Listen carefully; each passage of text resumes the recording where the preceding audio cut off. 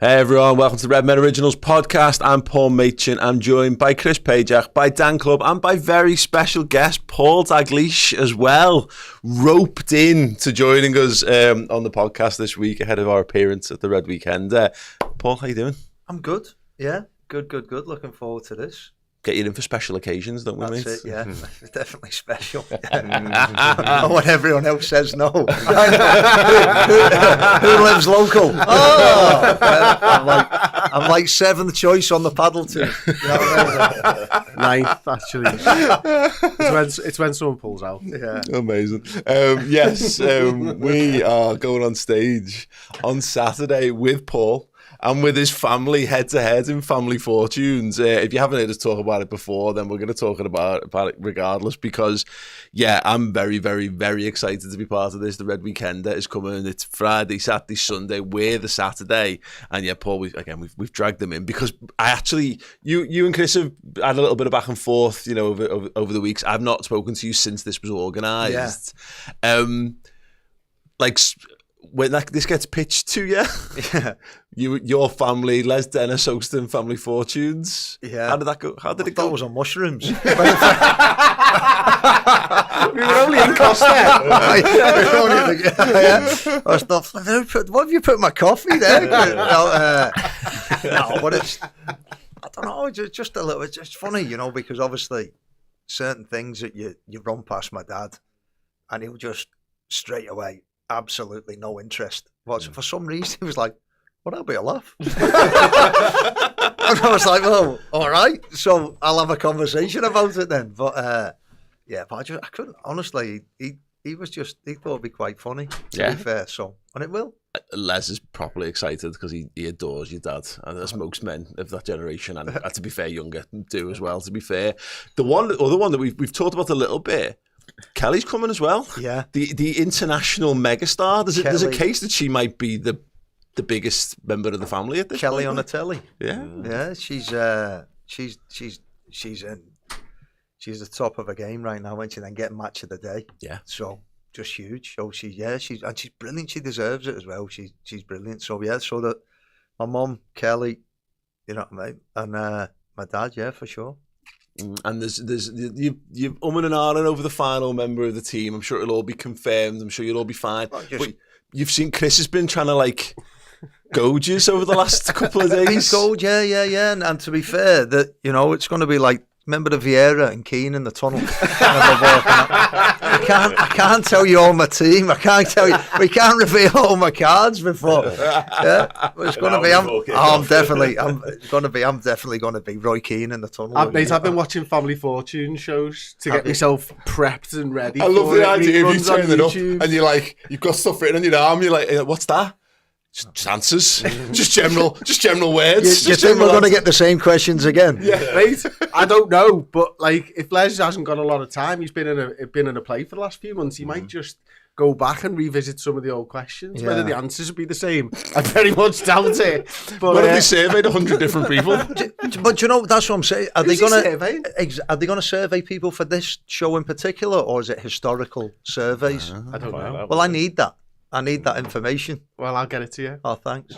You've got that information before we start. I want to know who the 100 is. Yeah, okay. Because that'll influence your answers. Do you know what I mean? Where are they from, these 100 people? I know. You've thought about this really more than me. That, yeah. I genuinely, are you all competitive? Yeah. Like, really badly so? Yeah. Who's the most competitive? Oh, no, it's bad. You know, like proper like arguments and board pieces getting thrown. We had to stop doing it. But what Kelly's really intelligent, but because she's so intelligent, you know, when you play Trivial Pursuit and then like that as a family. Oh, the card's wrong. That's not true. I know. I was accepted at Cambridge. I know that. I know that's not true. Kelly is so intelligent, but she's also convincing when she's lying. Yeah. So it's a really difficult one to know because you're not intelligent enough to know whether it's true or not. So you just believe her. So yeah, it was. But she's really intelligent, and then the rest of us are just argumentative. So it doesn't go down well. So it's going to be a feisty occasion, we think, on Saturday. Oh, there'll be looks of disgust at bad answers. You know what I mean? There will be. There'll be utter looks of disgust. Fuming? Oh yeah. If you get one wrong, that's the only way. If you get beaten on the buzzer, you're gonna get your family fuming at you. Oh yeah. Oh, we have to mic them all up. Oh no, they won't find it funny at all. No, my dad's the worst as well. Like, if playing golf with him's a disaster. You know, if you're on his team and you miss a putt, like the look of it's not unlucky, son. Just the look of disgust in his eyes. It's like I raised you. You did that. For that. Do you know what I mean? Like an 8-foot putt. I'd be delighted if I got that. The look of disgust in his face is like, you're not a Dalglish. I think he said that when I played as well. Amazing. Well, I am looking forward this is going to be amazing. to causing major rifts in the Dalglish family on stage on Saturday. Yeah, it won't be good. It'll be fine. When we find out that last team, remember, we need to decide who's going up against them in the buzzer stuff. Oof. Yeah. It's strategic. It is, tactical. Isn't it? Yeah. 1 minute. How quick's your hand, Chris? Like, who's up first? 3, 2, 1. Who's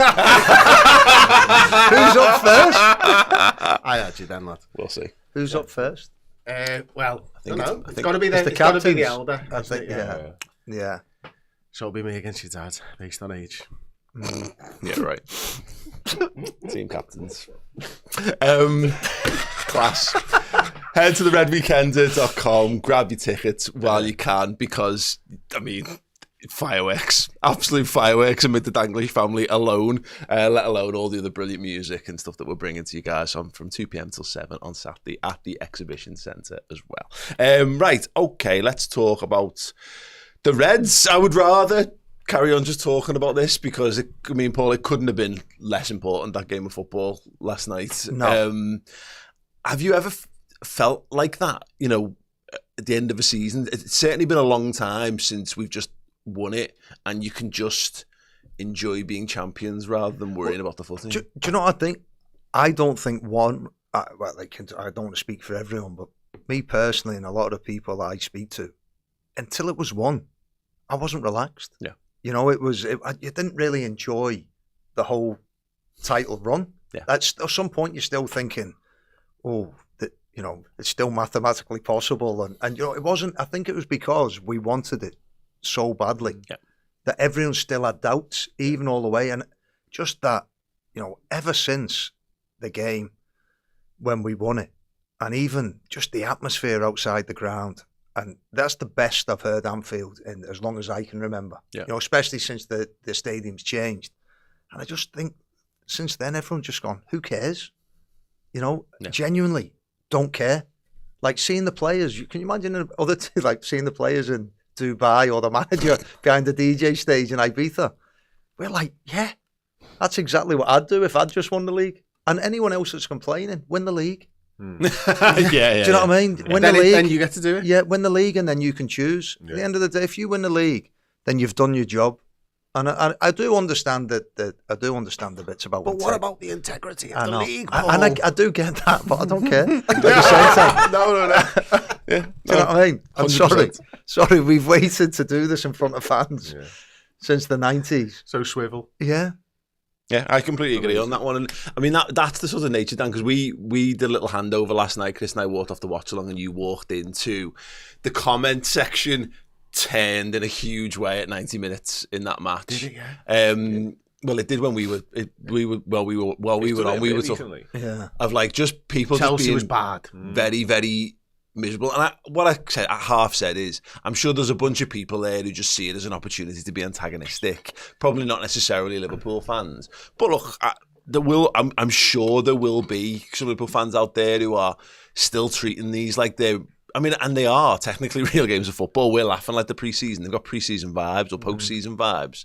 They are technically competitive games. But I don't know about you. I can't pretend to have feelings about something that I don't have feelings Neither for. can I know. It's particularly difficult when you have seen all the players in Dubai partying and you've seen the manager in Ibiza. You know what I mean? How can I invest as much energy as I would when it really mattered now, because it feels impossible to do, you know what I mean? And you're right in the point, like, it was nerve-wracking up until the point it was confirmed, because you look at what happened in Holland over the weekend, like, Ajax absolutely bottled a 9-point lead, so until it was wrapped up and it was ours, I was terrified about every single game of footy, and now it's just carefree. Who gives a shit? Like, honestly, who can? You have to be spot on in terms of the comments, because the people were using words that they'd use back in December. When we how lost do you analyse a game that doesn't matter? Can't. I said this last Everyone night. does it the same way or not at all. But people are still taking it to heart and that's fine. People can react how people can react. I just haven't got the energy for it. Yeah. I'm so relieved that it's now done. Yeah. I can't get as angry as I once did a few months back, you know what I mean? And people are still using disgusting and play for pride and all that sort of stuff. I just can't get on board with that. I'm sorry at all. Especially when, for me, when you look at the actual game itself, the manager's changing so much. Yes. Yeah. He's doing loads of different things. We saw Gravenberch drop in between the centre halves again against Brighton, which is not something we've used loads of over the course of the season. We saw Conor Bradley, I felt, get let off the leash a little bit at right back, even more so. He's an attacking player already, but it felt like even further forward he was getting and stuff like that. You've seen Szoboszlai dropping deeper, playing in a different position, the midfield, playing these raking passes. We've not seen any of that all season long. So it felt like he's just using this time to go, well, let's work on next season a little bit, and not loads. But why would you waste your time on this season? Chiesa started, mate. It was the biggest indicator you need for how much last night mattered. No, but to be fair, I'm not sure that's an indicator how much it matters. But for me, it's like if you've won the league and you've got games left where other people are trying, it gives you an opportunity to test out players that you're making a decision on for next year. Yeah. So everyone's excited at the moment about what players we're going to bring in and all who we're getting linked with. Well, to confirm what we actually need, you need to see these players in a competitive environment, because the one thing the manager's not really done this year is rotate. You know, he's kind of had a more fairly settled team and maybe one or two changes, maybe a bit of a rotation in midfield with Curtis Jones and the other three as well. But it gives him a chance to see, like, do we need a centre-back? Can Kwanzaa play with Konate? You know, or do we need a centre-back? You know, and to be fair, I think he's done exactly what he should do. And to be fair, I think the results have gone exactly how they should go. Yeah. If you've been, told you to you had 3 days off the week before and 4 days off the next week, and then you think you can win a game of Premier League football, then it totally undermines the level in the Premier League as well. Yeah. So it's exactly. This isn't the 80s where you could get away with it because everyone was doing it. Yeah. So for me, I actually think the manager now can go, okay, I can go into next season and I'm fully aware of what I need. And also the players that are getting the opportunity can look and go, well, I've got a chance here to show that I want to be more involved next year. Yeah. I think the other thing to sort of add on to what you're saying there, Paul, for me is the difference between a pre-season game and this game is both teams are working on different sort of schedules.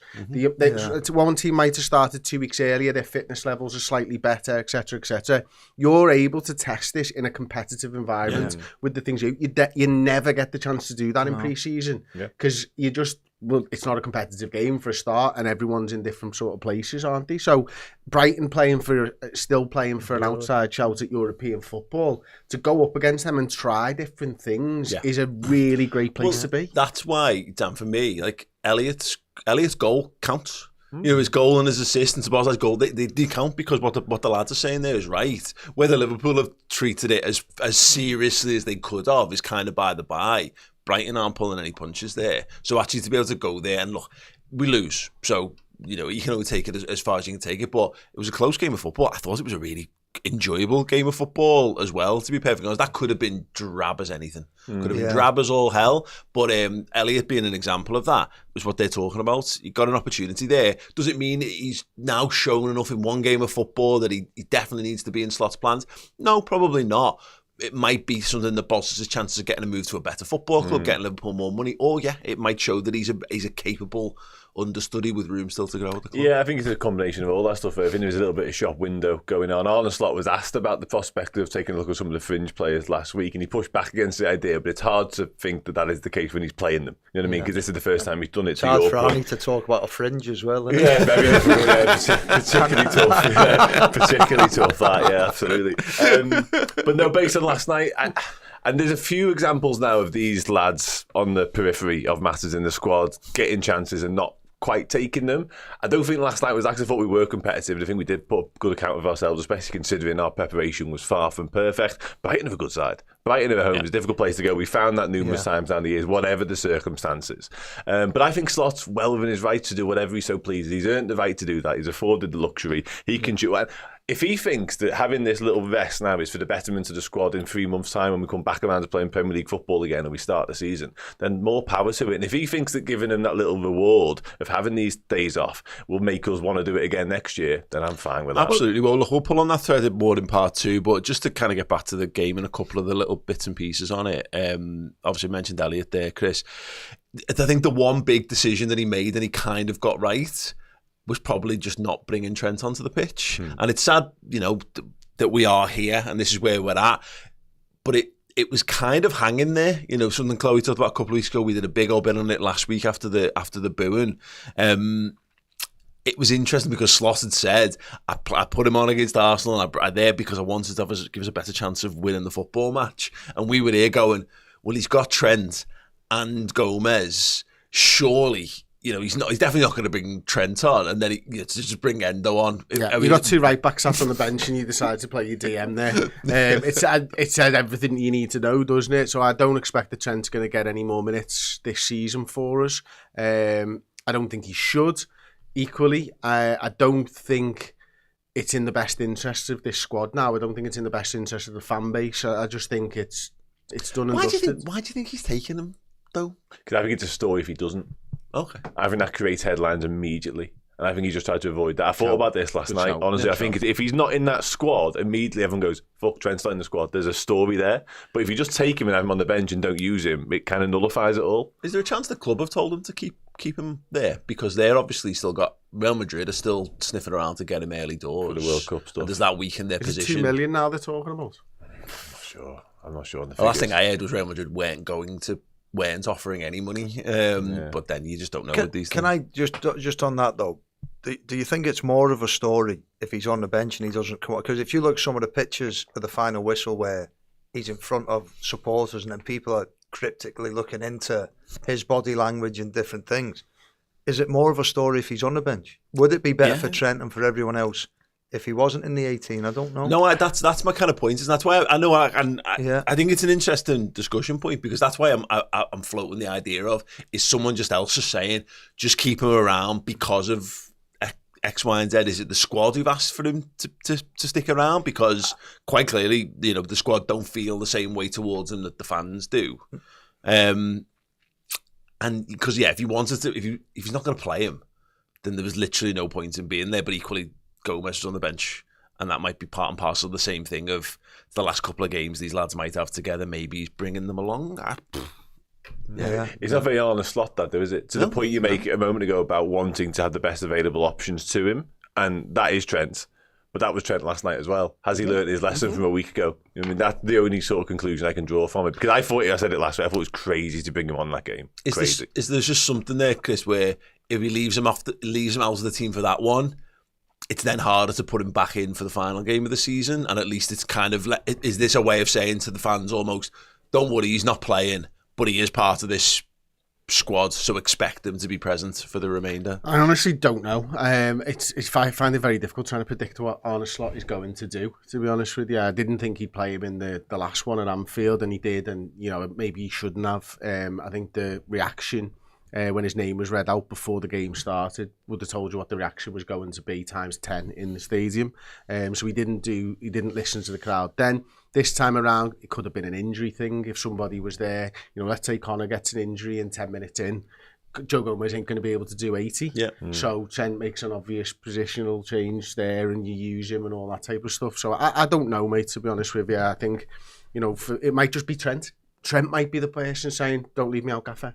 I want to go. I want to be with my teammates and enjoy this with them for the last couple of weeks. You just don't know, and we can speculate all we want, but I don't think we'll ever find the answer out. No. I just and I think that's part of what makes it kind of interesting, because we don't know.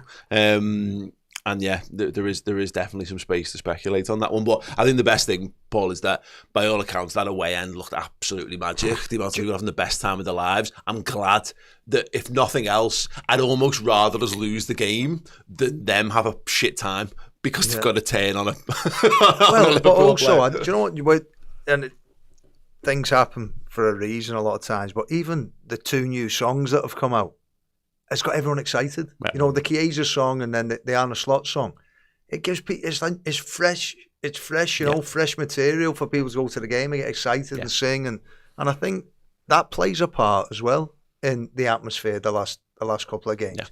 Because even like everyone would have been buzzing that Chiesa was starting. Not because of Chiesa, but because of the song. Yeah, it's true. And you saw that the atmosphere took in, that it just took over the right from even, like, I was obviously watching on the TV, but right from the first whistle, all you could hear was Liverpool fans. It was unbelievable. Yeah, and that's always a good barometer for me, Dan, of just look at Liverpool's away ends. If Liverpool's away, it's like almost... If you want to take the pulse of Liverpool fans, that's it. But do you know what's mad? Do you know what's mad? And you've been at I've been at, I think, nearly every home game, or minus one or two. But the atmosphere this season's been all right. Yeah. Do you know what I mean? It's been okay. Yeah. It's not been... But then, the minute we won the league, Anfield just turned into something that I've never seen since the stadium's had its changes. And it's just carried on. Yeah. You know, it's just carried on ever since. It's just been like the fan bases. You know, you've got to think that there's generations of Liverpool fans. And the people are saying, you've got to do there's generations of Liverpool fans that have never seen Liverpool win the league. Yeah. You know, in front of, you know, Anfield, and the excitement of that. I mean, that footage, I wish I'd go back and watch it on TV, because it must have been unbelievable to watch on TV, the coverage as well. And other clubs must look at Liverpool. And I know we get shit for like saying, it's different, but it is. We don't, like, that was unbelievable. Yeah, no, it was incredible. And do you remember walking out the ground? What did you come out the ground and did you see? Yeah, what was that? It's still going. I was in. I never left because there was an event on it in the stadium after the game. I've walked out about half 10, and it was still bouncing behind the Kop.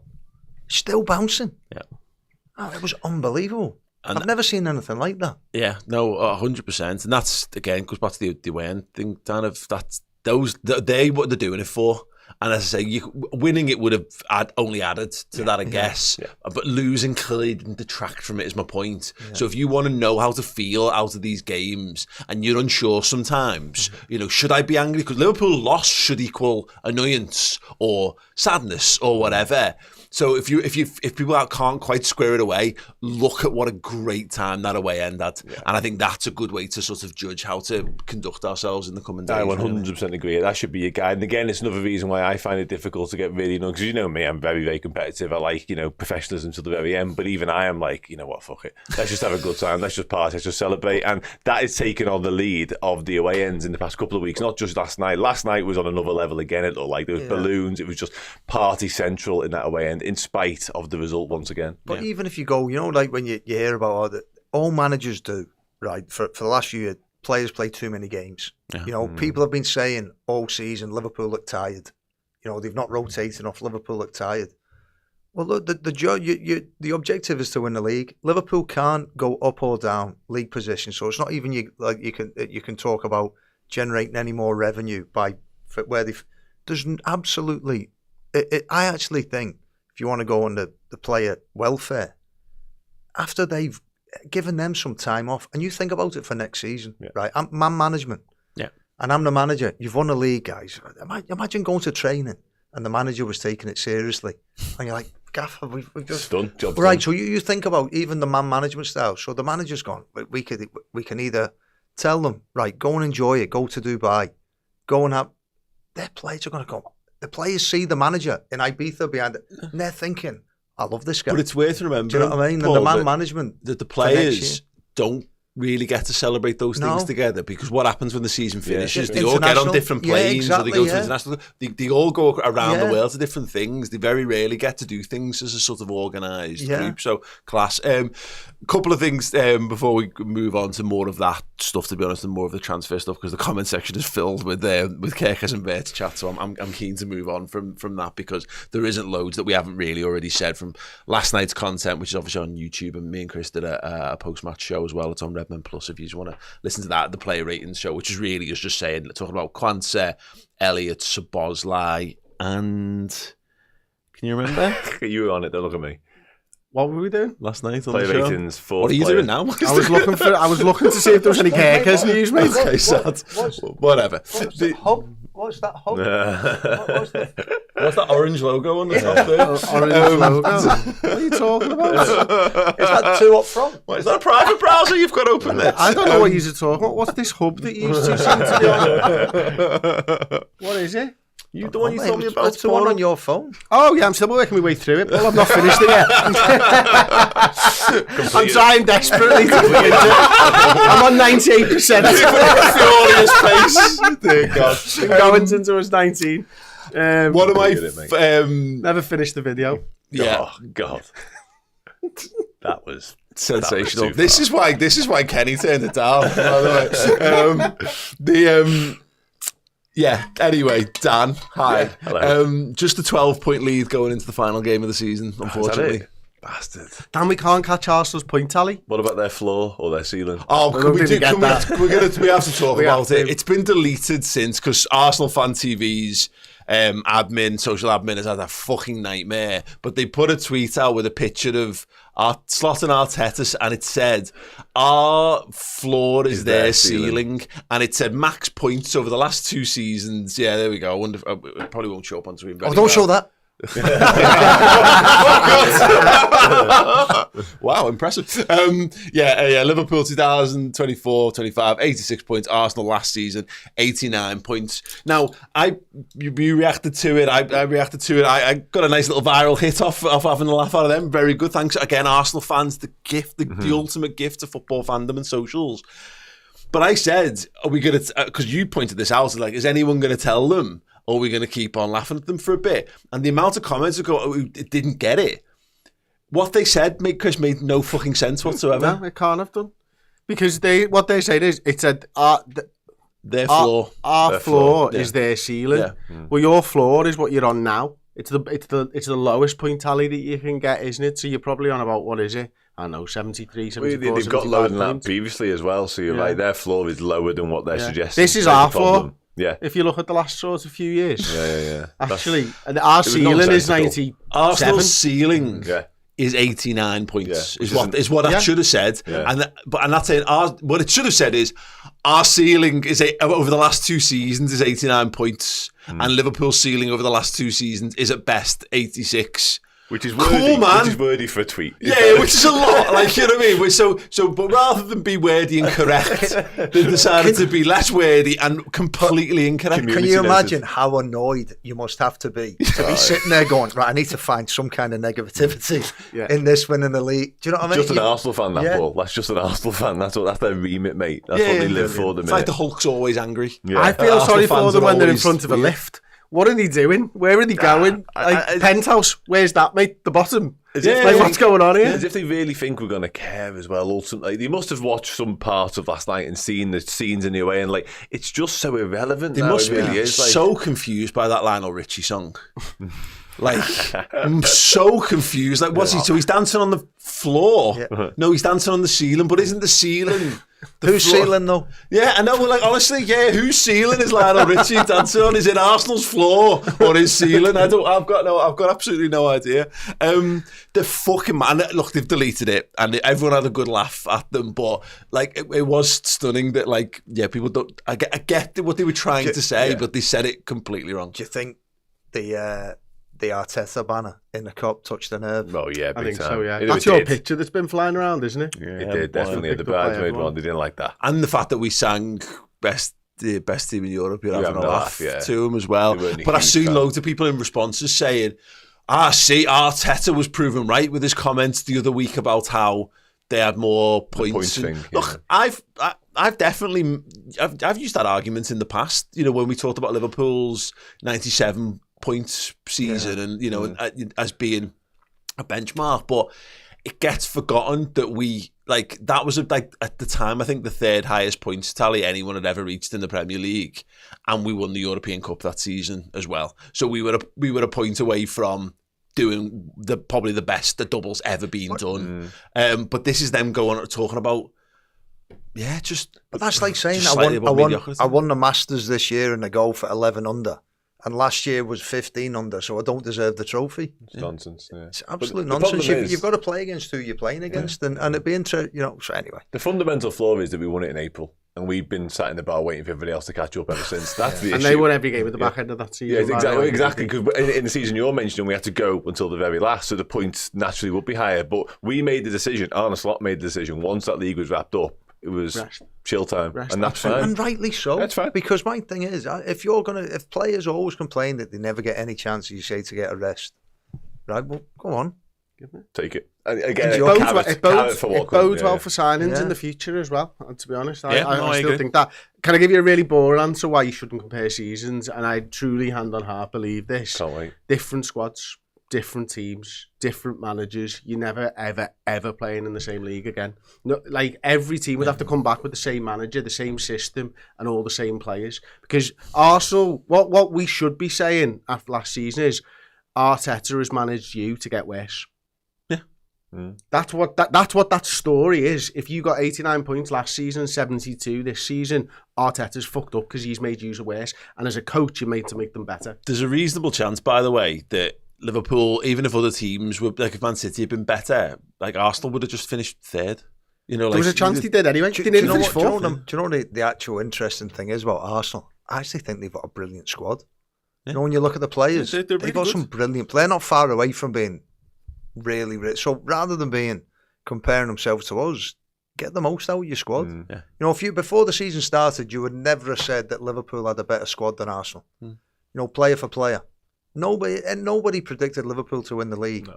So at the end of the day, the Arne Slot's won. But he's swam the channel with this squad. Yeah, but that's half the problem, isn't it? People refusing to sort of climb down. Yeah, having gone like so heavy on Arsenal, and that's why I ran the joke till it basically Liverpool became favourites for the title till like November of let's call Arsenal champions elect, because they should be, because this is meant to be the season that they're meant to be. We're not meant to be competing here, and then all of a sudden Liverpool did, and rather than go, you know what?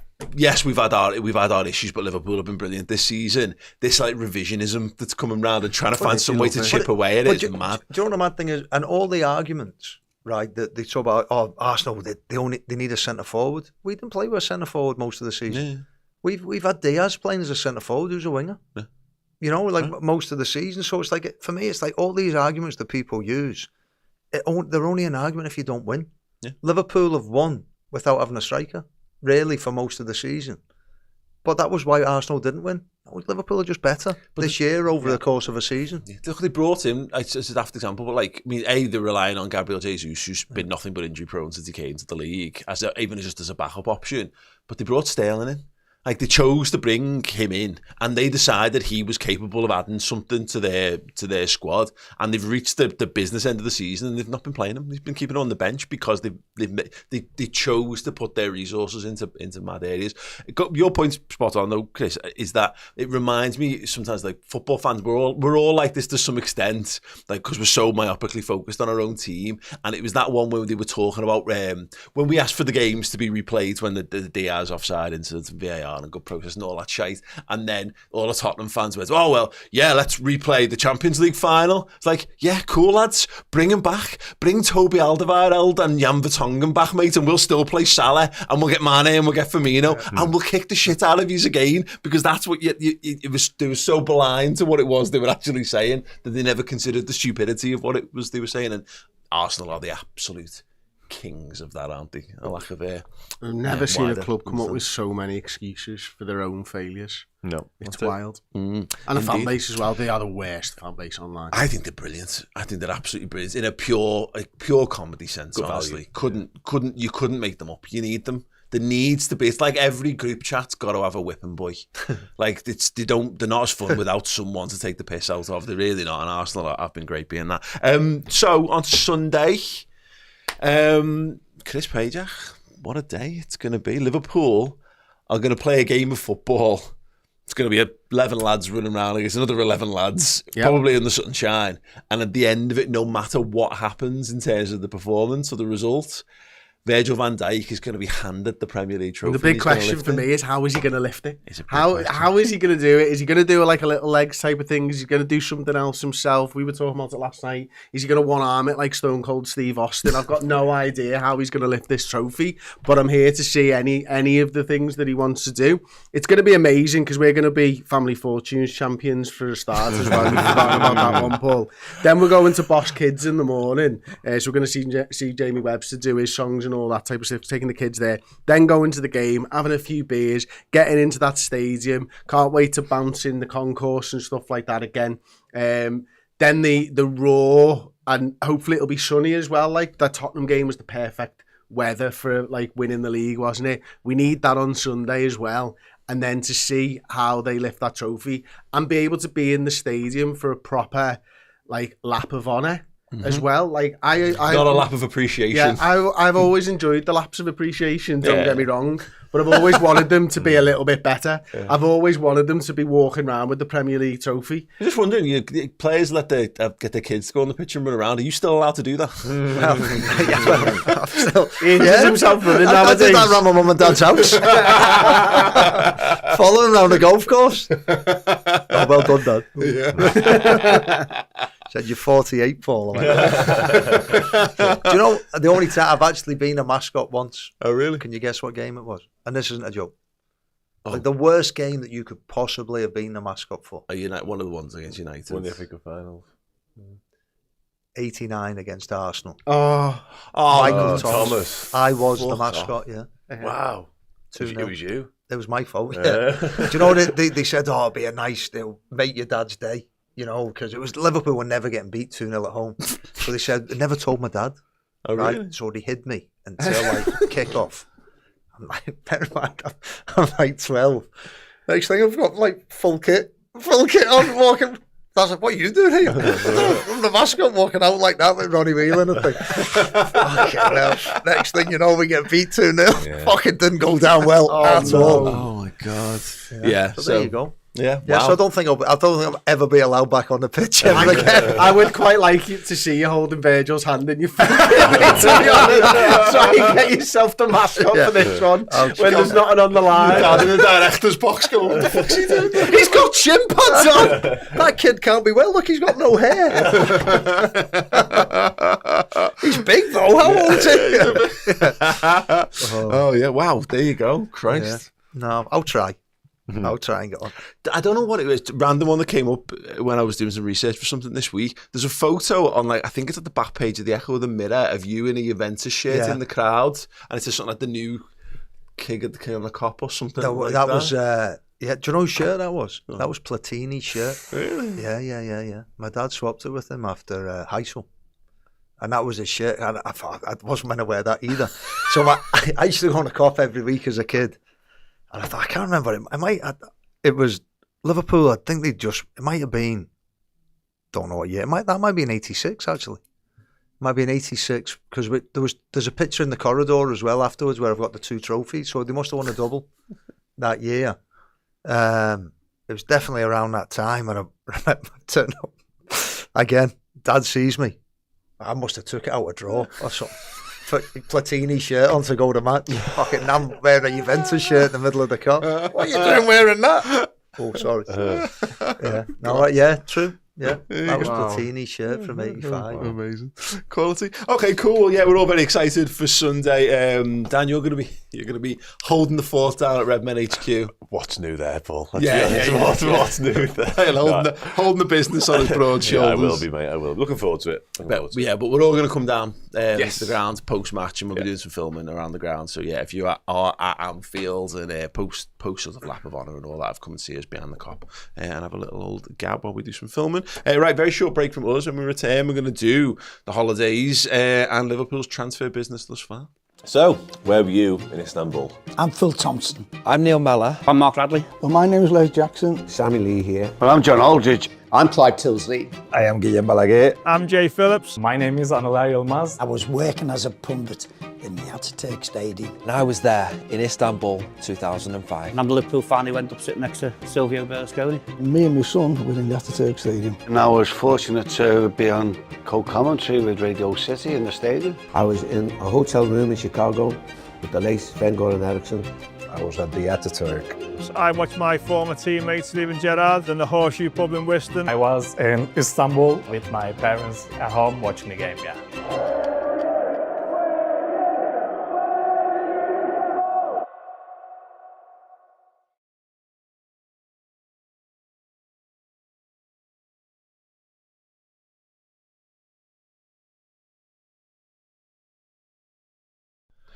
Yes, everyone has got their story about where they were in Istanbul, and Dan has been, and Joe have been expertly putting together a very, very special feature that's coming up. Bits and pieces are starting to come Interviews out are dropping a couple of days for the next few days. Yeah, they started on Saturday, and the full feature on YouTube will be this Friday at 5 o'clock. Amazing stuff. Yeah, and if you want to get all those extra full interviews and all that, of course, use the code CHAMPIONS over on redmenplus.com. Use a Club Captain monthly subscription. Use the code CHAMPIONS. Get an entire free month to fill your boots full of documentaries, features, interviews, and loads of transfer stuff, apparently, as well. The Florian Wirtz deep dives out as well there now, so get involved. Oof. Yeah, Liverpool are not fucking about, except they are, Chris, because Liverpool have decided to go on holiday. We've talked about it a bit throughout it. It is fascinating, genuinely fascinating, that in the middle of, technically during a season, while real football matches are still being played, there's just footage doing the rounds of the Reds partying on like boats, and Arne Slot, having Champions symbols held up to him and all this kind of stuff. You've got a very healthy tan. They all look like they're having the time of their lives, and I'm just totally unaccustomed to this. This is normally the time of the season where we're thinking about next year, but more in like, well, that was crap. Let's put a couple of kids on, see if we can get excited about something, and then move forward. I'm not used to this situation from it. No, and I sort of alluded to it before. I just think it's really good advertisement for players who maybe are thinking about coming to Liverpool Football Club, that you've got a manager there. I think, Paul, you alluded to that as well, didn't you? About, the proper making sure the players are rested and stuff like that. He's already thinking about next season. You don't spend money on this season, you spend it on next season. You spend that in, it could be goodwill with the players to be able to go hard. I ask you to go hard, but when you do the job, you get this in return. You get a few weeks off, go and have holidays, all this type of stuff, go and have fun. We'll put it on for you, make sure you're all good. And I think any player around Europe be looking at that going, want to be a part of that. Wouldn't mind that. Whereas, listen, Guardiola, unbelievable manager, but he still works them exactly the same way until the end of the season. Now they, to be fair, had something to fight for in the Centurions and all that type of stuff. So they were looking for a record. I'm sure the players wanted to do that as well. But I would much prefer to do this. You see the fans partying. I want to go and have a little bit of that. I want to go and celebrate together. As you said before, they're all off in planes, going all around the world themselves. Let's go. We've achieved this as a squad. Let's go and celebrate it as a squad and move forward together. Do you think, and I'm going to throw something out there, do you think the way that Newcastle celebrated in the Carling Cup and the players, because that was unbelievable, the scenes, the fans, and then the scenes. Do you think in a way, you're like, do you know what, that's what it means to win? It reminded you how good it is to win something, how much you need to enjoy it. Yeah. Because honestly, when I watched that, I was obviously down, and I was like, do you know what, I'm actually happy for them. And I was thinking, that's how it used to, if that was like in it, and you mentioned Istanbul earlier, but remember like that feeling of just winning and like that emotional, and then just being able to actually enjoy it. Yeah. I mean, that was back when, I don't know if you remember, but the players were all celebrating there was actually in the Sir Thomas Hotel afterwards, and they were celebrating with fans, and it was just like back then, that's what it was like. You see the Newcastle players in the box bar.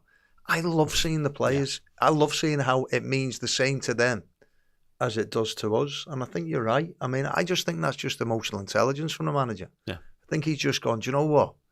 I can go two ways here. I can either go and say, right, come on, we've got a season to finish, even though it's not to play for. I can go, do you know what? They're gonna be tuned out anyway. So let me give them an excuse to be tuned out. Yeah. You know what I mean? Yeah, no, I think that's sort of spot on. I think once we realise 90 points isn't achievable anymore, and he's seeing them in training, and he must just be thinking, I can leg these, but for what? Like, what am I? Yes. There's maybe an argument for standards, and so you set standards and you stick to standards, and that's what he is as a manager. But yeah, the credit that he potentially puts in the bank for this, I think, is massive. You want to play for him, don't you? Yeah. You know what I mean? Like when you, to your point, if there's a manager going, do you know what? It makes absolutely no difference what we do over these next few games. I'm going to give people a chance that have been frustrated, that haven't played as much as what they have. I'm going to give you a break. I'm going to go and let you do this. He's basically give them everything you'd ever really ask for as a player. But I do think this next game will be different. I think they'll have a full week of training for this one. Yeah. I think they'll take this last game of the season seriously, and I fully expect a proper performance.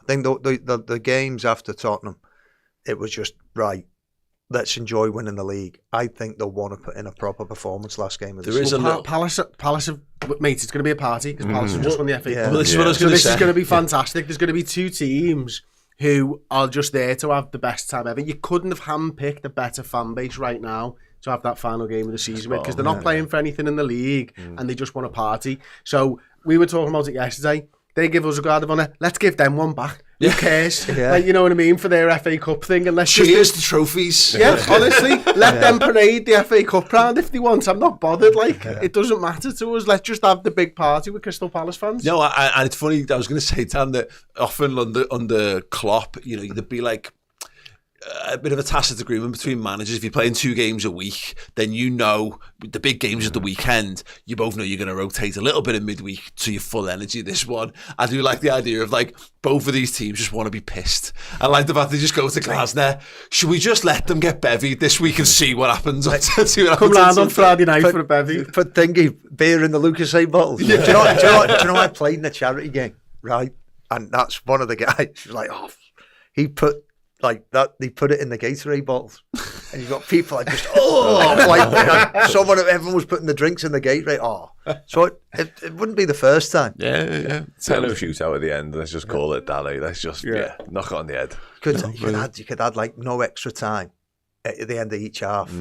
You know what I mean? No added on time, just 45 minutes done. Yeah. No injury. Everyone, that like the five-a-side thing of like, he's like, come on, we've got work. Everyone's got work tomorrow, lads. Everyone's got holidays here, lads. Can we just wind the tackles in a little? No overnight nights. No slide tackles. Yeah. Good old hog. Yeah, definitely. I think just to swing it back to the psychology behind it, Dan, there's a chance that now this is going to be the most rested the Liverpool squad's been by the time the pre-season starts, new season starts in 10 years. Because, and we've always seen it, but Salah in particular is a great example of it. Salah has his best start to the season when he's not played a summer tournament.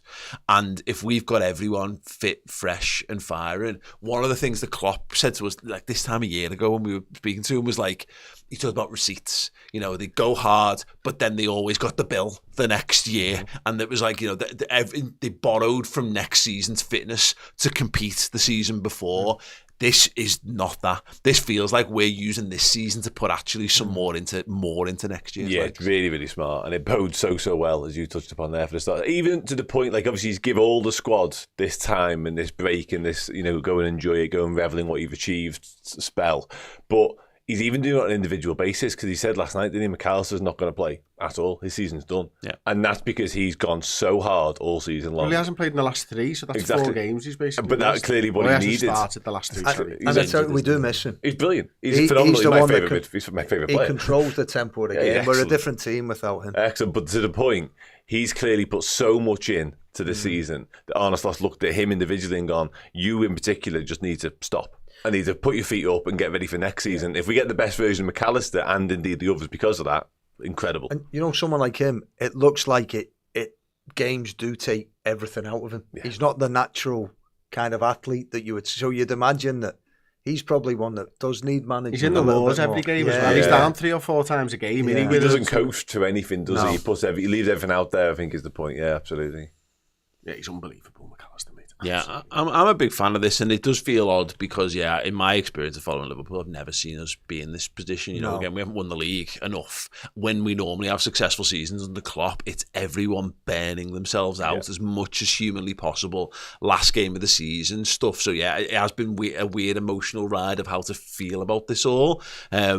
But I kind of like the fact that, Paul, you were referring to it when we were in the office before, of like the Newcastle fan who went on Instagram and was talking about like the integrity of the league and all this kind of stuff. It's like, fucking man, you know, I love the fact that we get to just boil a bit of piss while everyone's having a good time. But that's it.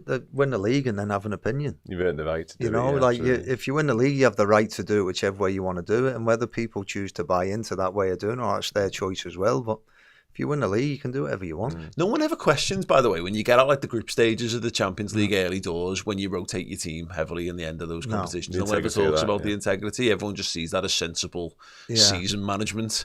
And just, it's just not familiar for us to be. People aren't used to seeing multi-season management, which is what we're seeing at the moment. But also the titles have gone, there have been some real down to the wire titles. Like no one, there's very few times where any team's had this luxury. Yeah.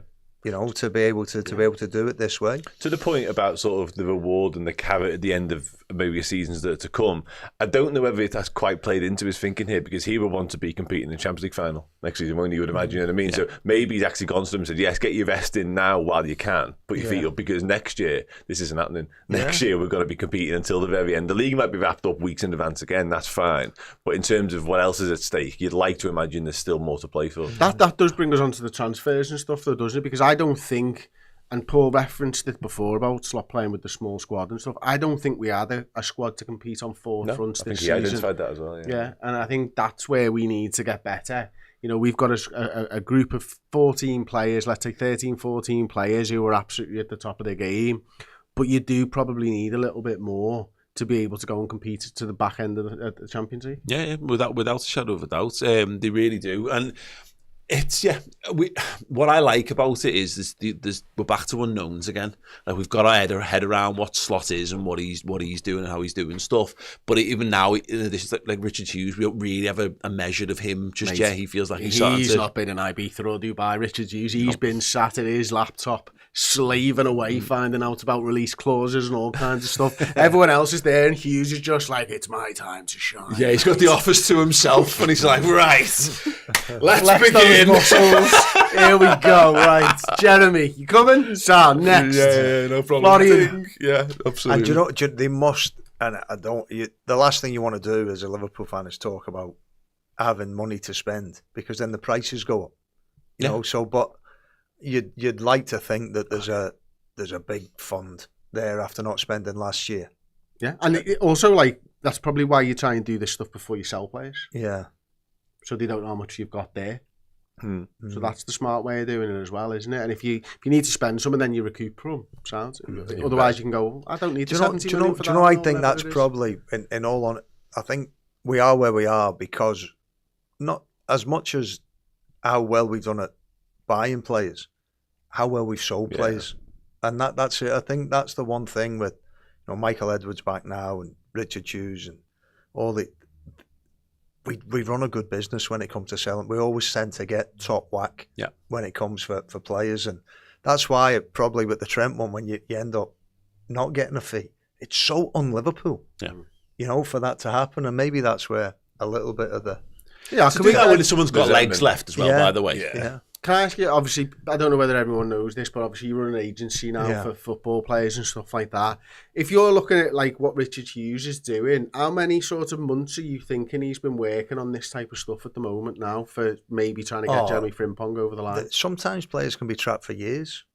You know, conversations can be taking place for years. It might be because you might be looking at, like, the best clubs, what they do is they have contingency plans and they look at depth charts and they go, well, this left back is probably going to deteriorate, or this right back, or this left winger. We're going to try and sell them at the optimal time, but we don't want to bring somebody in and limit their progress until we get rid. So you can be tracking someone that you know that this is the one that you want for it can be up to 2 years, 2.5 years, because you might be saying, well, do you know what? If I have to buy this player now, when they've got 4 years left on the contract, the price is going to be this. If I wait till they've got 2 years left on the contract, then I'm going to get them for a lower price point. Yeah. So it can go on for... So Florian Wirtz, we were interested in when he was at Cole, Yeah. Colne under 17s. And obviously he's 22 years old But now. Like. But what Liverpool have given themselves the luxury of doing is they don't have to take risks. They don't have to be Brighton. They don't have to sign... That Liverpool can wait for Brighton to buy someone, or Southampton or whoever else, and then buy them from them. Yeah. That's what Liverpool have given themselves the right to do, and because they don't need to take risks. When you're at the top, you don't need to take risks. You just need to continually improve. And if you sign someone, you know, if we'd have signed him then, he might not be the player he is now if he'd have been at Liverpool and was behind whoever, Bobby Firmino or whoever plays in, you know. So you look at these players, the young kids probably, Liverpool are looking at them going, these are the guys that I think we should keep an eye on after the next move. Gets a big move to Leverkusen, proves that he's absolutely fantastic at Bayer Leverkusen, and then Liverpool go, he's exactly what we thought he was going to be. Yeah, definitely. But also that it'll come down to price point as well. Liverpool will have, they'll be looking at right backs, they'll be looking at left backs, and they'll have 3 or 4, and they'll have them ranked, which ones they think's the best, but then they'll also have what the price is going to be. And the big thing that's never really spoken about, and the one thing that I think is as important as the recruitment department, is the environment that the players go into when they sign for Liverpool. Most people, when they sign for Liverpool, improve. And whether that was the environment that Jurgen created and the environment that Arnie's created now, you look at when Liverpool players come in, no doubt Gravenberch has improved. You know, you look at players that have gone, I don't want to go through all the players, but you look at players that have gone to Man United, into their environment. I know, Paul, go through them all. No, I know. We're here for it, mate. But you know what I'm saying? Get a list. Get us a cup of tea. But you know what I'm saying? Like that you can identify the right player, but if they go into the wrong environment, they're never going to fulfill the potential. Yeah. And I think that the unspoken part of Liverpool's success and recruitment is the environment that the players have gone into have made them get better. Yeah. Yeah, I totally agree. I think the good thing, going back to your point about the risks thing, someone like Florian Wirtz for me, Chris, is us going out and buying Van Dijk again or Alisson again, where I think Liverpool are due to go and get a market-leading footballer into the squad, and you know we haven't been able to do that, and we haven't needed to do that for the longest of time, really, because we've had some absolutely brilliant footballers, but this where we're at now. I think they can afford to have a very rounded transfer window. I think Frimpong is actually just a very good bit of business. I don't necessarily think it's like it could be a game changer. It has that potential, but it's not like a hugely, because I think Bradley's brilliant is kind of what I'm saying on this. Kerkez actually could be a bit more of that, because there's a chance that he could be a step up what we've got at left back at the minute potentially. But someone like Wirtz is a change your team. Like you build things around players of that quality. He's the kind of player who would be good enough to play for anyone in world football. And that's why, look, I don't think we should get overly carried away about it, because there's been obviously long-standing contact with Bayern there. But Bayern Munich, you're talking now? Yeah, with Bayern. Is that it's a good way for Liverpool to kind of show a position of strength to the market. They're saying, well, yeah, we're having a bit of a refresh, but we're not necessarily going back to this world of like picking up bargains here and there. We've got a brilliant set of youth players coming through. There's existing world-class top-of-the-game footballers. There's a lot of lads between 22 and 26 in the squad already. So actually we could just do with adding gems as opposed to tons of volume, because I don't think the manager wants tons of volume. I think that's right, Paul. I think, you know, we've shown a willingness to want to do that for more than just the last 2 weeks, though, haven't we? You know, we had money on the table for Moises Caicedo. Whether you agree with that would have been that same type of thing. Yeah. It's us saying we're actually adding who we believe are top class talent now. Now, we didn't get him, of course. He goes to Chelsea, so the money was there for that. It didn't quite work out, but again, it goes back to Paul, doesn't it? In the right environment. Yeah. Somebody like that could have been a game changer for us. You just don't know. Even the ones that have left Liverpool, with the exception of Suarez, really. Not one of the big ones that have left have really improved. Mm. You know, Suarez was unbelievable, but he went to Barca and was unbelievable again. We had lightning in a bottle there for a little while. Yeah. Jadon He was- Sancho was the example, about what you were talking about a minute ago. I think if he'd have arrived at Liverpool, which was rumoured at the time, he'd have been a brilliant footballer. He goes to United and just hasn't I think the same with happened at all. all the players that we get in with and go somewhere else. Mason Mount, I still think, would Yeah, have been a quite decent possibly. player for us. Pogba would have been a better absolutely player terrible. for us under Klopp than he was. Who? Pogba would have been better for us, I think, Yeah. than anyone Would at he United. would he have conformed though? Oh no, who knows? But like, There's would no he have been difficulty. better at us than United? Yes, because everyone. That environment is so horrendously But look at toxic. before, and then Rashford as well. Even Rashford goes to Villa, starts looking like a player again, and then Fucking Anthony's tearing up La Liga, or has, you know what I mean? Like Anthony, Just one small circle of like, glass. you know, but like, no, he's scoring with his other foot. He's passing with his other foot. He's not got and everything. another foot. No, I don't genuinely, believe, he's not got another foot. Yeah, genuinely, mad. Like he's been raved about of how good he's been because, turns out it's Man United. even what was it, Elanga that went? He was that goes to Forest. Like it's just it, and there's not just. Don't want to talk about them, but it's like it's a lot of clubs. The environment the players go into isn't optimal for improvement and development, and some people can't handle the pressure of playing for the clubs either. So there's so much that goes into it. Going back onto Wirtz though, yes, I mean, it's such an exciting signing, isn't it, Dan? Because this guy, he's got absolutely everything. I liken him to sort of Kaka mixed with Gerrard when he played in the 10. Off Torres, like they're the things that I sort of can see a little bit of. I want to know Dan's on that one because I'm ages. What's your who is Florian Wirtz in if you had to amalgamate him from existing two players? Oh, that's a lovely question. I haven't even thought about it either. Can I have a minute on that? I went Coutinho. Coutinho's a good shout. Meets Lallana meets Hazard. We did this last night. That was 3. Yeah. I know. Yeah, I had the deferred. I had the deferred player because this doesn't bode well for family fortune. Sorry, Dan, if he's giving 3 answers. No, You just said high 6. you were Coutinho and Hazard, weren't you? But I added the work rate because I think you said the work rate, so I threw Lallana in there. And that was right. Yeah, Lallana's a hell of a shout. Lallana and Coutinho have been just my 2. Forget Hazard. Yeah, forget him. But it's the way that like he's so intelligent because I look at the way he plays, right, and I know that Bayer Leverkusen play a different system and all that, but I look at that and think this lad unlocks more goals from Salah and from Gakpo or Diaz. That for me is what he does. I think it's definitely the creativity from midfield. It's probably something we've lacked a little bit. You know, McAllister can do it from a deeper position, but you know, Gravenberch is lovely footballer, but just kind of ticks it over from a deeper position. Zoboslai's got unbelievable shooting from range, but he's not hurting you with passes. It's more power, isn't it, that he's got and running power. Yeah. The only one that we've really got in there that can cut you open is Harvey Elliott. Yeah. So I think it's something that we whether it's Wirtz or whether it's somewhere else, it's something that we need, that little bit of creativity. They want that profile, don't they? Yeah, it's clear to see they want that. It hasn't really worked for Harvey. But again, and he does, I mean, although it is a 4-3-3, it's a true 6, 8 and a 10. You know, there's always someone in a 10 position. Yeah. Sometimes they rotate over the, it's always Gravenberch central, and then someone always gets higher as well. Yeah. So I just don't know whether he's going to stay with the 4-3-3 because he's played. I think he enjoys that and he's done well this season. But you might be seeing if you do bring in a number 10 and he feels you got a number 10, he can build a team round. He might go with a little bit of a change, tweaking formation. We're trying to figure out what he wants to do based on his 2 previous clubs in a completely different league with different standard of footballers and what he's done with another fella's team. Yeah. And, you know, we're getting a sense for it by how much Diaz plays at 9. Yeah. That there's probably elements there that he really, really likes more than he likes from Darwin Núñez as an example. We're seeing the Szoboszlai stuff being the 10, although I don't think he's really played as a 10 for us this season. And say, well, he loves that, like that engine and all that kind of stuff. But it just might be him.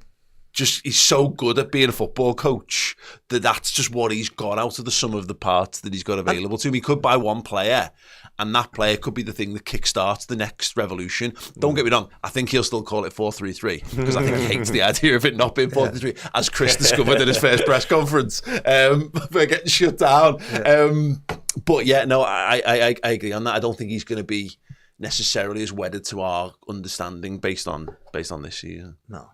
But and it just, Be interesting to see because you just don't know. I mean, Frimpong. I mean, they played with a back three a lot of the times, didn't they? So it's hard to judge. Is he going to be able to do the defensive side? I mean, I saw some stats in the last week or so. It was how many times you've been dribbled past in the whole season. It wasn't many. But then again, you've got to remember he's playing as a wing back. Yeah. Was it over under Jeremy Docker 1 cent for the full season? That's what the thing was. Comparing it against that, yeah. I had a conversation earlier on today with the Athletic's German football correspondent. It's out now on socials, so we can say it out loud as well. And he told me that he had a conversation. He knows Frimpong quite well. He's spoken to him a lot, and he's spoken to somebody close to him. And he was asked basically what he sees himself as positionally, and he basically categorically said he sees himself as a right back. That's what he wants to be. Yeah. His job description is a right back. So why did he say that? Well, that's because... Why did Frimpong say that? Yeah, that's because basically not many clubs play with wing-backs. So unless he follows Xabi Alonso around the rest of his career, he's going to have to pigeonhole himself as something, you know what I mean? That tells you you've got a young man with a good head on his shoulders, doesn't it? That he's looking at the market and understanding where he needs to fit in, doesn't it? And wants to go and do something. And what he wants to be. That tells you that you've got the right type of person, if nothing else. Yeah, absolutely. Just one other thing on the Vert stuff, Dan. The latest on that is that he had an agreement in place theoretically with Bayern. Bayern don't want to sell him to Bayern, which would be lovely if like a fucking German club would actually do that for a change and stop selling all their best players to their number one rival for the title. It seems that Liverpool there's a preference for it being Liverpool if it is an English club, and Man City, by all accounts, have decided to pull out or bow out of the race, which feels a little bit like us pulling out of the Bellingham one, of saying we're not going to get anywhere near this, so there's no point us being at the table. Anything else? Or that's about the state of play at the minute, I think, from what I've seen, mate. Yeah, absolutely. And that is a really exciting position to be in from the Liverpool point of view, I think. The fact we're even at this table having these conversations for players of this ilk, this calibre, fills me with all the joys of spring, and there's £100 million worth of footballer again, because that shows that Liverpool mean business this summer as well. So yeah, I'm all for it. He's such a wonderful player to watch, like he really is. He's a joy to watch. He's double-footed, he's technically gifted, he makes things happen all the time. He's only 22. There was some reservations when we were first linked about 18 months ago about his injury problems, because he had a cruciate ligament at one point. That seems to be beyond him now. So for 10 months, wasn't he? Yeah, exactly. Liverpool may well have taken stock of that, and maybe the time went, let's just see how this develops and see how he comes back. He's come back exceptionally well. He was a centrepiece as to why Bayer Leverkusen was so brilliant last year. And yeah, if Bayer Leverkusen do put the foot down and say we're not going to pander to Bayern Munich like everybody else, and they came second in the Bundesliga, so albeit I think it's a 14-point gap, so it's quite a gap to bridge. But if Wirtz goes to Bayern Munich, that's that done again, isn't it? Potentially for the next 5 seasons, potentially. So yeah, I'm really hopeful that we can actually be at this table and get this What done. do you think it does for Liverpool's, Paul, ask you, what do you think it does for Liverpool's plans? Like, it feels opportunistic to me, Vert, and I just wonder whether there's like a Jonathan David, is he still on a free, or something that you could maybe do a little bit cheaper somewhere else? I wonder whether he's a fundamental change of plans. Like, you're having conversations and in the midst of talking through what you're planning on doing. Let's say Isak as an example. You go, okay, well, we'll continue to push towards that, and then someone goes, Vert wants to play for us, and there's a chance he's going to be moving this summer, and you go, ooh, and it's like you sweep across everything off your desk and break out the plan, the other plan, even the first choice plan that you never thought was possible, because that's what Alisson was. I think we was that as well, because he was going to Newcastle, wasn't he? And then all of a sudden, and Van Dijk was a little bit of this as well, to some extent, of where you go, we like these players, we want them, but they're just not on the market at a price that we think is in our range. Oh, they are. Fuck it then. Let's go and get our first choice. So I do wonder whether he is. Yeah, he's a game changer. So instead of, I don't think we're going to go and buy £120 million centre forward if you buy Wirtz, but you own Wirtz. So actually, all of a sudden, having Diaz playing centre forward might matter less. Well, he gets you 10, 12 goals, 10, 12 assists a season, Wirtz, doesn't he? Go on, what were you going to say? Well, that's what I was going to say. What would you rather? If you were offered Wirtz or Isak, who would you take, based on the current players that Liverpool have? He asked me this the other day, and I jumped into the Isak thing, but the more I'm thinking about the Wirtz stuff, yeah, I don't know, man. I think with Wirtz, you have to change the way you play a little bit. Yeah. And also, listen, I'm not saying if you bring someone in like that, that's a big chunk of the transfer budget and wage budget going to be gone. You know, a lot of what people don't speak. People say, "Oh well, we've re-signed Virgil, we've re-signed Salah." Their wages will be astronomical. Yeah. You know, and so some people talk about transfer budgets and they talk about net spends. They don't talk about the wage increases. Yeah. They don't talk about how much that impacts it. And for me, it's like, I think Liverpool have to. As Liverpool, it sounds bizarre because we've just won the league. We won it in April. I think it really is. There's a bit of a rebuild on, you know, at the end of the season. But there's an opportunity. You've got to get everything you need. But there's an opportunity, I think, to still steal a march on everyone else, because City are going to have to go through a rebuild. They're half through a rebuild already. Arsenal have still got to go into the market and buy a couple of bits to really get them there. I think, to your point, I don't think it matters which one. I think you're changing your style for either. I think you're changing your style for Isak, and I think you're changing your style for Vert. But I think that going and buying a market front runner, you know, a best in class footballer is exactly what we should be doing. I totally agree with buying, but it's going to be it's going to be interesting to see who we actually try and bring in, because there is a mini rebuild, as I said, that's needed. And you look at proven in the Premier League, centre forward, you know, because if you do bring Wirtz, you've got to change the way they play a little bit. Can Diaz continue as a 9 for, you know, there's Nunes, the answer? I mean, is this the centre forward here? Pushing forward the idea of a signing? No, because I actually love the idea. Honestly, it was, for my taste, I loved it when, and this was going to be the next point, was I think as much as I've ever enjoyed watching Liverpool was when Bobby Firmino played as the 9, who went the other way. You dropped off and he linked everything, and it gives you an extra body in midfield.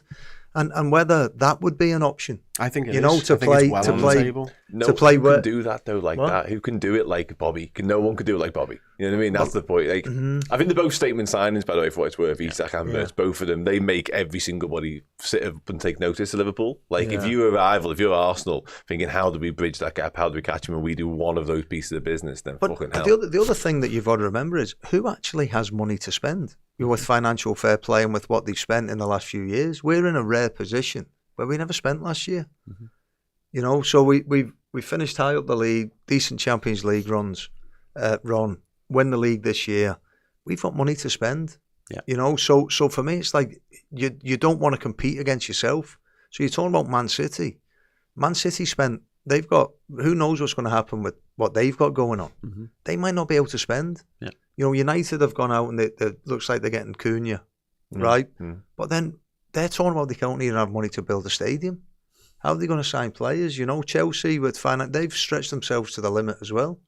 You look at Arsenal, spent quite a few quid last year as well. Like, you look, who are we actually going to compete? There's no way Arsenal can afford to make who are we, huge in moves, world football, who are we actually competing with?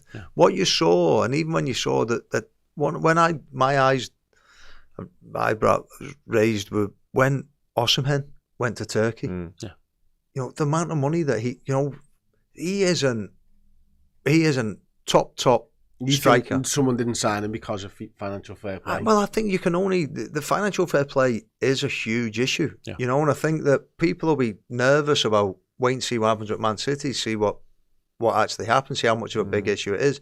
Financial fair play I don't agree with in any way, shape or form. However, it is something you have to conform to, and I actually don't know who Liverpool are competing with this year in the transfer market. Because Madrid have spent heavy, you know, the last few years as well.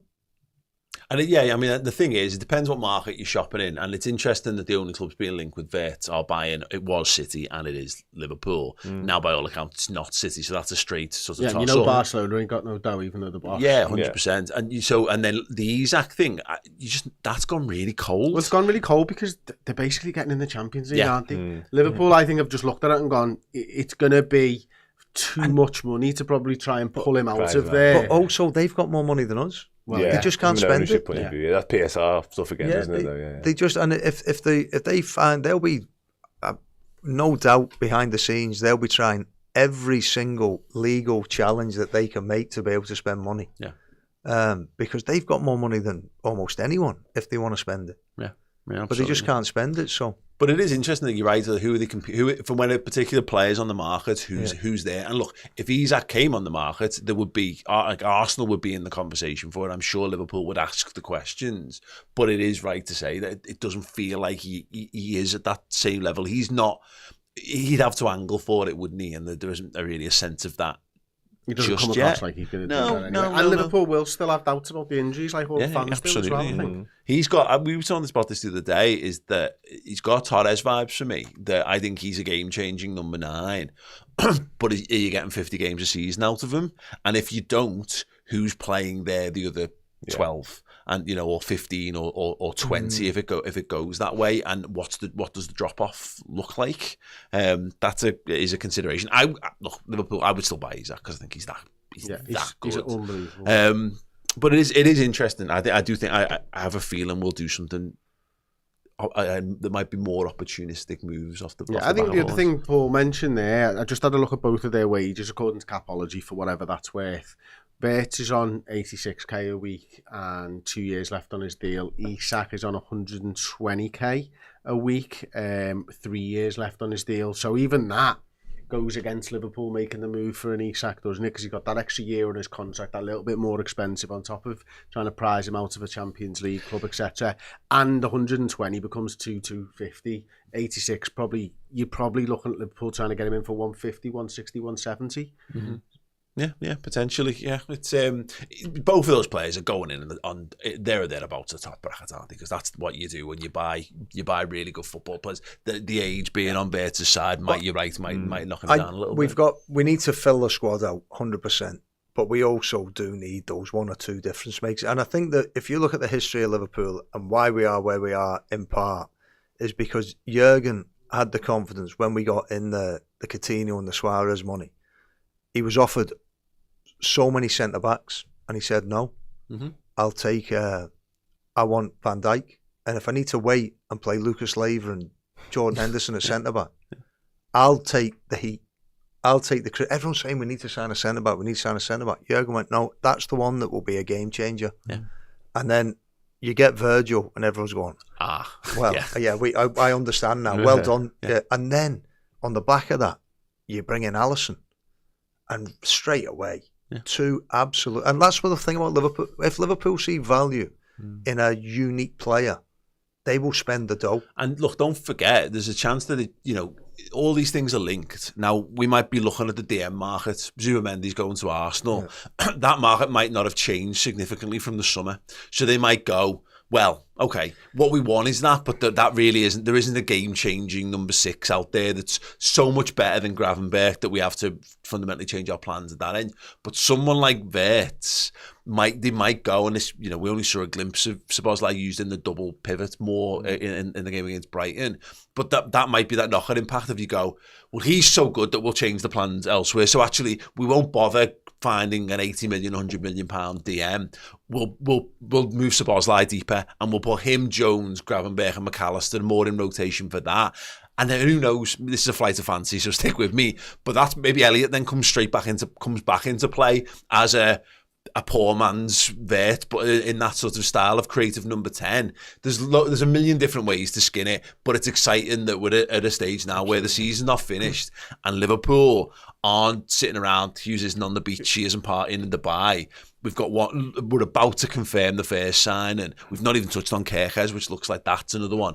They're two absolute necessities for me, Dan. Yeah. They've got to go and get a fullback for either side. Yeah. One's done. The second one, again, looks like it's in motion for Kerkez. But while you're doing that, it also feels great because it feels like the last couple of years, all of our business has been like looking at a deck of cards one at a time.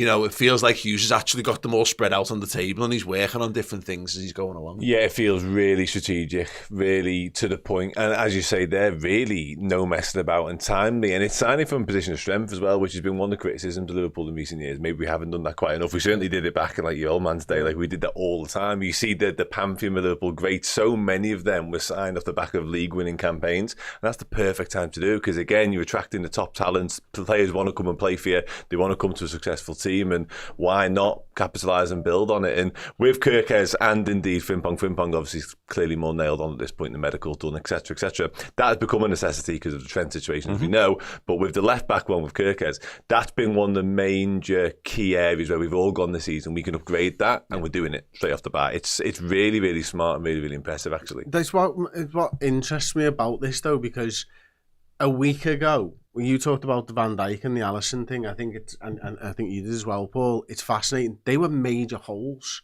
Vert a week ago, to me, on my radar, was not a major hole. And therefore, that's why it feels opportunistic to me that you see someone out there. Whereas the centre-forward has definitely felt like a hole that needs filling. Yeah. And that we've not touched upon that yet, which is why I still think there might be a chance that there's this, like, because Liverpool attack with 4 forwards basically. Szoboszlai gets up there, Salah's up there, Gakpo's up there, Diaz is up there. Like, starting positions are starting positions nowadays. The formations are relative to what the opposition's doing. It's about finding space on the football field. And if you're looking for someone to find space, there ain't anyone better than Florian Wirtz. Thank you to everyone in the comments who's pointed this out. Dave O.C. Cop just tweeted, exclusive, Benjamin Sesko is keen on a move to Liverpool, and talks took place as far back as last year. Liverpool are still in contact, and it's believed the €100 million fee can be reduced. There are a number of clubs interested. My word. They had a terrible season, Leipzig, so we might be... My word. But this is what I was saying, though. Just saying it then about there's not been any word of an actual forward. Here we go. Here's the forward. Here's the centre forward. There's how you, so it stands to reason that Wirtz is still that opportunistic signing, because you're looking at a forward, a left back, a right back, and a 10, probably one of the best 10s in Europe that you didn't even need. Well, I would say though, like, I do agree that you wouldn't have said Wirtz were an unbelievable player, but you wouldn't have been someone that's a priority for us. Exactly. But when you actually think about what Liverpool. One thing they've done this season, I think I was watching the TV last night, they were saying that this is the most amount, they've scored 2 goals or more in more... 31 games it was. It's more than anyone else, right? That it's said. Broke the record. So, because when I watch Liverpool, I think maybe lack a bit of creativity from midfield, which is what Wirtz is. But then when you actually look at the output of goals, you start thinking, well, is it right? Yeah. You know, but I just think there's even when you maybe talk he about, wants to be the first team to get 31, do it with 3 goals in a game. But I say even like, but you look and you go, well, you're talking about, we always thought we needed the DM, but Gravenberch has changed your mind a little bit this season, hasn't he? Because you never saw that. Yeah. The year before, you've never saw that. So maybe priorities have changed a little bit. Do you know what this team needs, though? It needs to think about who its next superstar is going to be. And, Salah, it's got the 2-year deal. I think if you get someone of that quality in, it does make that transition away. If you've got someone, because he's clearly the talismanic player for Bayer Leverkusen. He's the guy for them. Can he step up and be the guy for Liverpool? That's what you need to start buying in. Because look, we've had a good look at Gakpo. I think Gakpo's terrific. Diaz, I love Luis Diaz. Obviously, Salah is that man, but he's not Salah's replacement per se directly, but you might be preparing yourself for that, for the end of days of Salah, by having someone else who's going to be the new favourite player of the car. That would be another question. Do you have to alter? I think we've seen in the last few years Salah starting to do less and less defending, and I think that's because he's such an important attacking outlet. Same happened with Cristiano Ronaldo when he was at Real Madrid. He'd like defend as a centre forward, but he'd attack on the left hand side, and I think that there might be a tweak when you've got someone of that level and the numbers that they give. There might have to be even more of a tweak over the next couple of years as he gets a year or 2 older, and maybe that's what we're going to see. Is maybe we're going to see players come in to try and accommodate the aging of Salah as well, and also again, again, you're talking about this idea, Paul, of like you've got 2 or 3 years of plans in the pipeline. Then that it stands to reason they'll know roughly what life without Salah looks like, and you can't you can never plan for a world where it's get the next Salah. So you're always going to be looking to change things, forward. So yes, let's say they might get Benjamin Sesko sound, but if he's actually the one as an example, and you can't get him this summer, then get the other bits almost in ready for him. Or someone like that so next summer when Newcastle bomb out the Champions League again, and he is gagging to go and play at a really, really top football club, you can say to him, God, look at Wirtz there, mate. And Salah's starting to fade, so he's, you're going to be, it's going to be used to. It's going to be Wirtz and Isak, Liverpool 2026, 27. To your point, and especially it all ties in together what we've been talking about with financial fair play as well. Liverpool, and we talk about Liverpool didn't waste the money on someone that they were just quite happy with. Yeah. So they went, you know what? What we don't want to do either is we don't want to sign someone just because they're available. And then when the player that you do want becomes available, you've not then got the money to spend on it. Because if you spend 10, 15 million quid on someone, right, that might be 10, 15 million quid you're short for the one you actually want. So I think that we're in a position where this squad of players has won the league. Everyone's coming back that Liverpool want to come back, apart from Trent. So there's only one player to really replace from a team that's won the league. Yeah. And that's the exciting thing.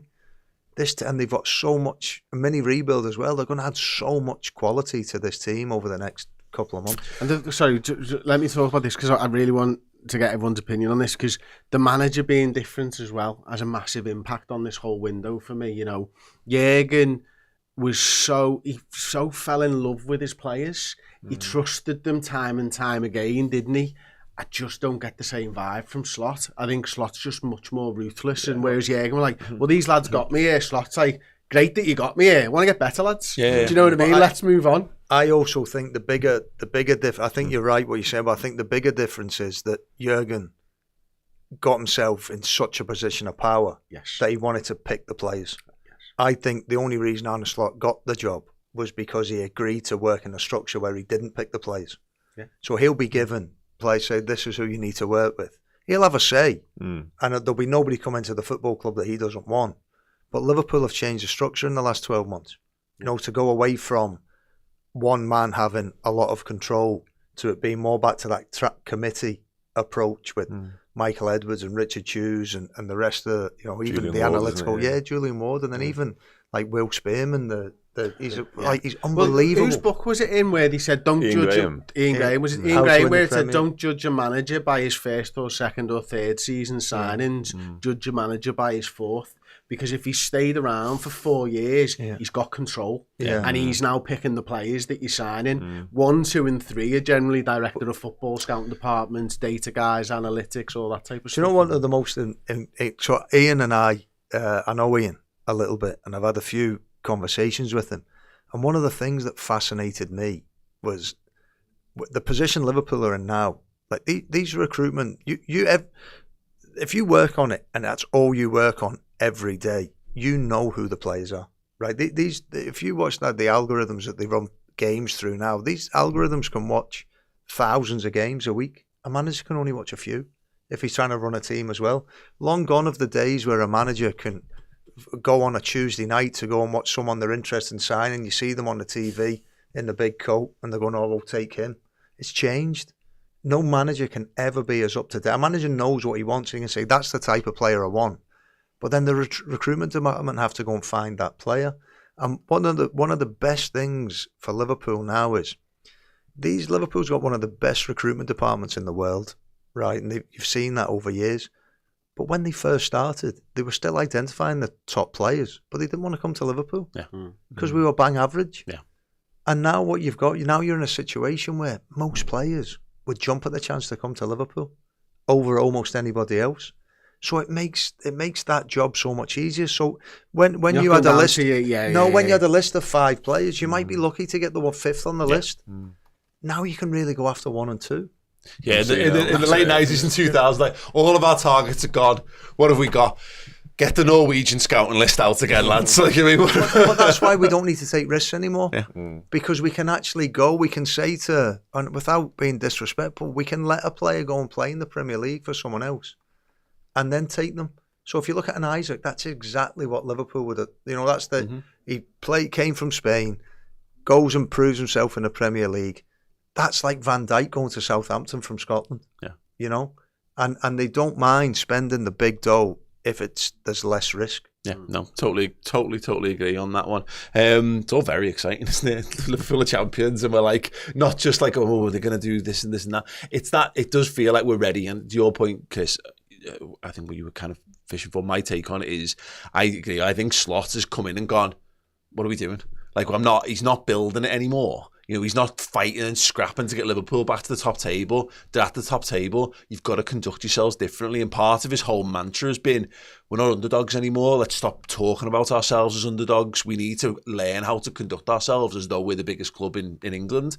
Man United under Ferguson were brilliant at doing that. Liverpool were brilliant at it when your dad was there, and obviously at his pomp and the years before that as well. Believe it when you say you're the best and biggest football club in England, and I think that's how we will do more of that in the market this time around, because you've got to, if you believe it, show the world that you're at it as well. There's something to be said. You were saying, it'd be great if we got Wirtz, so Bayern didn't get him. But basically, what Bayern Munich do brilliantly, if you think your domestic competition is what it is, if they buy everyone else's best player, they weaken their opposition and give themselves more chance of winning. And you mentioned Man United when they were brilliant at Liverpool. That's what they did. Yeah. Like when Blackburn won the league, Man United went out and they signed David May and Hennenberg. And they just tried to, like Liverpool, when they were in the pomp and everyone wanted to play for Liverpool, they'd sign everyone else's best player in England. And not only does it make you stronger, it makes them weaker. Yeah. It's smart business. So I think that you've got to look. So Saka then. Yeah, but that does. But I know you put. But he's a brilliant. But that's what I'm saying. Like if you get the opportunity to weaken the opposition, it's a competition. You don't need to do it with Man United. They're weakening themselves. No, God, yeah. There's no problem whatsoever. But that's what. Would you take? So here's a question. Would you take De Bruyne? So I asked this the other day. I said, yeah, but as a real fuck it, fun punt. Like a Gary McAllister. Yeah, exactly that. Yeah. Sell him after a year to Saudi. Fine by me, absolutely fine. I think to piss City off, as much as anything but else. I love watching him play. 15 games a season. You don't. I don't think if you buy De Bruyne, I would be terrified if you were making him a starting first 11 footballer. Like, you've got to play through him. He's got to play every week, because I don't think he's got that anymore. But if you told me we're buying 5 players this summer and it's like Frimpong, Kerkez, Wirtz, another centre forward, and you're just going to pick up De Bruyne on a free transfer, fuck me. Give us the next 3 leagues. That's, yeah. Go on, you're not having it? Or are you having No, I was just thinking, it's got me thinking, like, if you took the top kind of 5 clubs and you could just take one of the players to weaken them. Yeah. Rodri. Rodri City. Yeah, we've seen that. That's exactly. Would you take Rodri or Haaland? Rodri. I've seen him with Haaland this season without Rodri. Yeah. Good point, well, mate. Yeah. Arsenal. One of the centre halves. Yeah. Saliba's some player, isn't he? Yeah. Plays on the other side of Van Dijk as well. Newcastle. Odegaard's some player as well. He wasn't great this, but he's some player. I mean, I think Arsenal have got some great players. I do like Newcastle's midfield. I do like Miles Skelly as well, by the way. I think he's very good. Some season. Who's the 5th club now? Who's 5th? Villa? Did we take Isaac or do we take from Newcastle? It's Isaac, yeah. I like the 3 in midfield. I like Tonali, Bruno and Jolinton, but Isaac, Marquise, No Gordon shot there? No. Oh, wow. We're just past Gordon now. We like that. Yeah, I'm quite happy with all that. I don't think. I mean, and do you think he'd get a game for Liverpool? Would you play him ahead of Diaz? I would have last season. Well, it depends which Diaz. Where's Diaz playing? By the way, Gakpo's output for the last. You can say what you want about Gakpo. There's goals and assists this season. He's had a decent output. Yes. Who would you take from Villa? Morgan Rodgers. Some of the young ones are good, aren't they? Rodgers or Ramsey. And Chelsea, are we Cole Palmer? Oh, you've got it. He's brilliant. Cole Palmer? I love it. I just, honest to God, I just, when you see the things on him on social media as well, God, he's thick as pig. Oh, I love that though. It's funny though, isn't it? Oh, it's brilliant. I love that. I just love how authentic he is to himself. And I tell you what, for a spell, the beginning of this season, he was unbelievable. So we've signed all them then? Yeah. Sure. Yeah, let's have all of them. Win every league forever. Yeah, absolutely fine. Would you sign anyone from United? Nah. On principle. Don't do it. Yeah. Harry Maguire up front. What did they call him? By the way, he's been good though. Maguire, whatever. And Haradonna was the other one I heard for Harry Maguire after that. To be fair though, for the amount of because it's unfair the amount of stick he get. He's never hidden, has he? To be fair, he must have a brilliant mentality. You can't argue with that.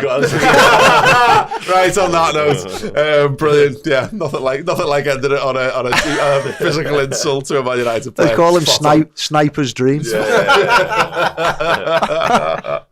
Amazing. More from us, me, Chris, and Dan on the Bias Football Pod. Following on from this, big thanks to Paul for coming in and taking the time. If you want to see more of Paul Dalglish, then come and see him at the Red Weekender on Saturday. Watch the Dalglish family implode as we test their competitiveness against Chris Pajax in and Family Dan's. Fort and Dan's. Dan. No, but they've just called him Chris Ajax now because he's going to capitulate a 9-point. It's begun. It's begun. Make sure you get your tickets to redweekender.com and we will see you all there. Have a boss week. Ta-ra.